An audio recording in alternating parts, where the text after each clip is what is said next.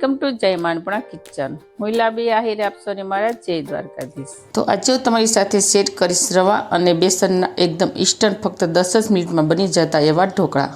આ ઢોકળા ફક્ત 10 મિનિટમાં બની અને તૈયાર થાય છે. અને આ ઢોકળાને આપણે નથી લાંબા સમય સુધી આથો લાવવાની ઝંઝટ કરવાની કે નથી કલાકો સુધી પલાળવાની ઝંઝટ કરવાની. ફક્ત 10 જ મિનિટમાં બની જતા એવા ઇન્સ્ટન્ટ ઢોકળા બનાવી અને તૈયાર કરીશું. તો રવા અને બેસનના ઢોકળા બનાવવા માટે પરફેક્ટ મેજરમેન્ટ હોવું જરૂરી છે.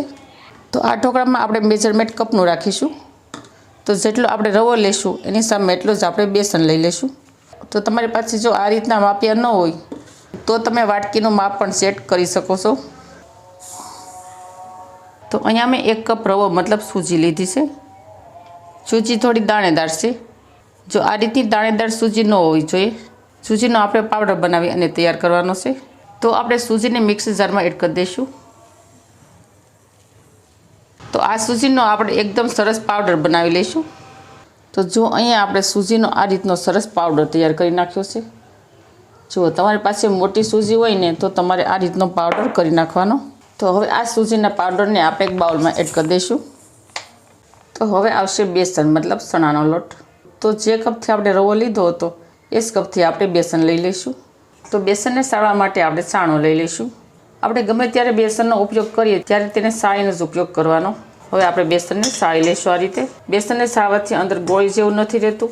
તો વિડીયો શરૂ કરતાં પહેલાં મારી તમને નિવેદન છે કે હજી સુધી તમે મારી ચેનલને સબસ્ક્રાઈબ ન કરી તો પ્લીઝ જય માનપણા કિચનને સબસ્ક્રાઈબ કરી દેજો. વિડીયોને એક લાઈક જરૂર કરજો. તો જો અહીંયા આપણે બેસનને સાળી નાખ્યો છે. હવે આપણે બંને લોટને સરસ મિક્સ કરી દઈશું. તો સૂજી અને બેસનના લોટને મિક્સ કર્યા બાદ આપણે ખટાશ માટે લઈ લઈશું 1 કપ દહીં. દહીં એડ કરવાથી ઢોકળા એકદમ સોફ્ટ બને અને ખાવામાં ટેસ્ટી લાગે છે અને ખાવામાં ખાટા મીઠા લાગે. હવે આપણે રૂટિંગ મસાલા લઈ લઈશું. સ્વાદ અનુસાર મીઠું એડ કરી દઈશું.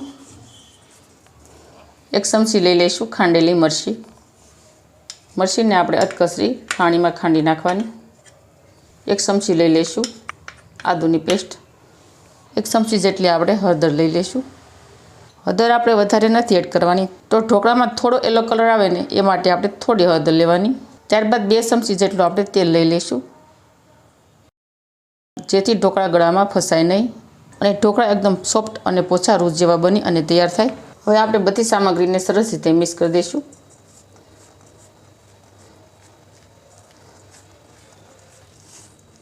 તો અત્યારે મેં ઢોકળાના બેટરમાં ઉમેરવા માટે અડધો કપ પાણી લીધું છે. હવે આપણે જેમ જેમ પાણીની જરૂર પડશે એમ આપણે પાણી લઈ લઈશું. અત્યારે આપણે થોડું પાણી એડ કરી અને સરસ રીતે મિક્સ કરી દઈશું. તો આપણે ઢોકળાના બેટરની કઈ રીતની કન્સિસ્ટન્સી રાખવાની છે તે હું તમને આગળ બતાવીશ.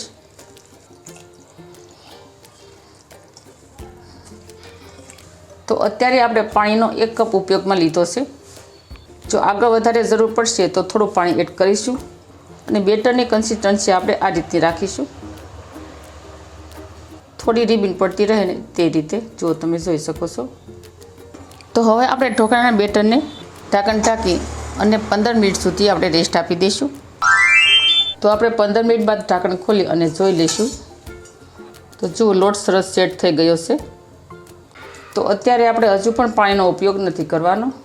હવે આપણે હેન્ડ મિક્સર લઈ લઈશું અને 2 થી 3 મિનિટ સુધી આપણે તેને ફેટી લઈશું જેથી આપણું ઢોકળાનું બેટર છે તે એકદમ ફ્લફી અને સ્મૂથ બની અને તૈયાર થઈ જાય અને ઢોકળા એકદમ જાળીદાર અને સોફ્ટ બની અને તૈયાર થાય.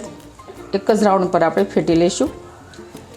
તો આ રીતે તમે એકદમ ઇન્સ્ટન્ટ રીતે ઢોકળા બનાવી અને સવારમાં બ્રેકફાસ્ટમાં પણ ખાઈ શકો છો અને સાંજના સમયે તમને નાની મોટી ભૂખ લાગે ત્યારે પણ તમે ઇન્સ્ટન્ટ રીતે ઝટપટ બનાવી અને તૈયાર કરી શકો છો અને બાળકોના લંચ બોક્સમાં પણ તમે આ રીતે બનાવી અને આપી શકો છો. તો જો અહીંયા આપણું ઢોકળા માટેનું બેટર એકદમ સરસ ફ્લફી અને સ્મૂથ થઈ ગયું છે તૈયાર. તો જુઓ તમે જોઈ શકો છો પહેલાં કરતાં અને અત્યારે બેટરમાં કેટલો તફાવત છે. તો આ રીતનું બેટર તૈયાર કરવાનું છે આપણે અને તેની કન્સિસ્ટન્સી આપણે આ રીતની રાખીશું. તો આ ઢોકળાની અંદર આપણે સોડા ખાંડનો યુઝ નથી કરવાનો. આ ઢોકળાની અંદર આપણે એડ કરીશું લેમન ફ્લેવરનો ઈનો. આ ઈનો આપણે અડધો જ એડ કરવાનો છે, આખો એડ નથી કરવાનો. જ્યારે તમારે ઢોકળાને કૂક કરવા માટે રાખવાનું હોય ને એ પહેલાં જ ઈનો એડ કરવાનો. તો વધારે વહેલો ઈનો એડ નહીં કરવાનો, તેનું ખાસ ધ્યાન રાખવાનું. ઈનો આપણે અડધો એડ કરી દઈશું.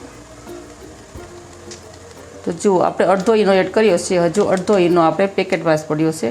તો ઈનાને એક્ટિવ કરવા માટે આપણે થોડું 1 ચમચી જેટલું પાણી એડ કરી દઈશું. સરસ રીતે મિક્સ કરી દઈશું. તો અહીંયા આપણે ઈનો પણ એડ કરી દીધો છે. તો ઢોકળા માટેનો આ રીતનો આપણે બેટર થઈ ગયું છે તૈયાર. તો હવે આપણે ઢોકળા પાથરવા માટે લઈ લઈશું સ્ટીમર પ્લેટ. તમે થાળી અથવા ડીશમાં પણ બનાવી શકો છો. હવે આપણે સ્ટીમર પ્લેટમાં આપણે આ રીતનું ઓઇલ ગ્રીસ કરી લઈશું.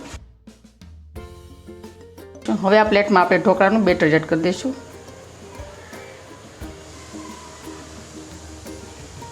આપણે આટલું પતલું આપણે બેટર પાથરવાનું છે, કારણ કે ઢોકળા ફૂલે એટલે વધારે આપણે પૂરી પ્લેટ નહીં ભરવાની બેટરમાં. જો તમે જોઈ શકો છો મેં અડધી પ્લેટ જ ભરી છે. ઉપરથી થોડું લાલ મરચું આપણે સ્પ્રિંકલ કરી લઈશું. આ રીતે બહુ સરસ દેખાવ આવે છે ઢોકળાનો. હવે આપણે જઈશું ગેસ તરફ. તો ઢોકળાને સ્ટીમ કરવા માટે અહીંયા મેં ઢોકળિયું રાખી દીધું હતું અને તેની અંદર મેં પાણી ગરમ પહેલેથી જ થવા માટે રાખેલું છે. એમાં અડધું લીંબુ એડ કર્યું છે. હવે આ પ્લેટને આપણે સ્ટીમર કુકરમાં રાખી દઈશું. બીજી પ્લેટ પણ રાખી દઈશું. સ્ટીમર કુકરનું આપણે ઢાંકણ ઢાંકી દઈશું. તો ઢાંકણ ઢાંક્યા બાદ આપણે ઢોકળાને 20 મિનિટ સુધી આપણે સ્ટીમ કરવા માટે રાખી દઈશું અને ગેસની ફ્લેમ આપણે મીડિયમ જ રાખીશું, તેનું ખાસ ધ્યાન રાખવાનું. તો 20 મિનિટ બાદ આપણે ગેસની ફ્લેમ બંધ કરી દઈશું અને સ્ટીમર કુકરનું ઢાંકણ ખોલી લઈશું. વાવ, જુઓ કેટલા સરસ ઢોકળા થઈ ગયા છે તૈયાર. તો હવે આપણે સ્ટીમર પ્લેટને બહાર કાઢી લઈશું આ રીતે. હવે આપણે શાક વડે શેક કરી લઈશું. તો જુઓ એકદમ ક્લીન શાકો આવે છે. તો આ રીતે ક્લીન શાકો આવે એટલે માનવાનું કે આપણા ઢોકળા સરસ કૂક થઈ ગયા છે. હવે આપણે ચોરસ કટમાં કટ કરી લઈશું.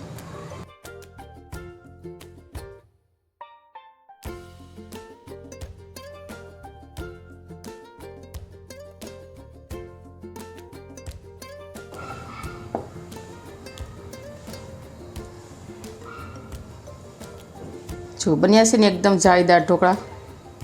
તો હવે આ ઢોકળાનો આપણે વઘાર કરવાનો છે. તો તેના માટે આપણે જઈશું ગેસ તરફ. તો ઢોકળા વઘારવા માટે આપણે લઈ લઈશું સ્ટીલની પેન. તેમાં 2 મોટી ચમચી જેટલું તેલ એડ કરી દઈશું. તેલ ગરમ થવા માટે રાખી દઈશું. તેલ ગરમ થઈ જાય એટલે આપણે અડધી ચમચી જેટલી રાઈ એડ કરી દઈશું. રાઈને ફૂટવા દઈશું. ત્યારબાદ 5 ચમચી હિંગ એડ કરી દઈશું. 3 થી 4 મરચીને મેં આ રીતે લાંબી કટ કરી નાખી હતી, તે એડ કરી દઈશું. થોડા કઢી પત્તા એડ કરી દઈશું. 1 ચમચી જેટલા સફેદ તલ એડ કરી દઈશું. ઢોકળા એડ કરી દઈશું. આપણે એકદમ હળવા હાથે આપણે ઢોકળું ભાંગે નહીં તે રીતે મિક્સ કરી દઈશું. થોડા લીલા ધાણા સ્પ્રિંકલ કરી લઈશું. તો અહીંયા આપણા ઇન્સ્ટન્ટ પરફેક્ટલી ઢોકળા બની અને થઈ ગયા છે તૈયાર. જો બહુ સરસ સોફ્ટ બન્યા છે અને જાળીદાર પણ બન્યા છે. તો અહીંયા આપણા પરફેક્ટલી રવા અને બેસનના ઢોકળા બની અને થઈ જશે તૈયાર. તો આ ઢોકળાને તમે ગ્રીન ચટણી સાથે ખાઈ શકો છો. બહુ સરસ ટેસ્ટી લાગશે. અને આ ગ્રીન ચટણીની રેસીપી મેં આગળના ખમણના વિડીયોમાં પણ મૂકેલી છે. મારી ચેનલને વિઝિટ કરી અને જોઈ શકો છો.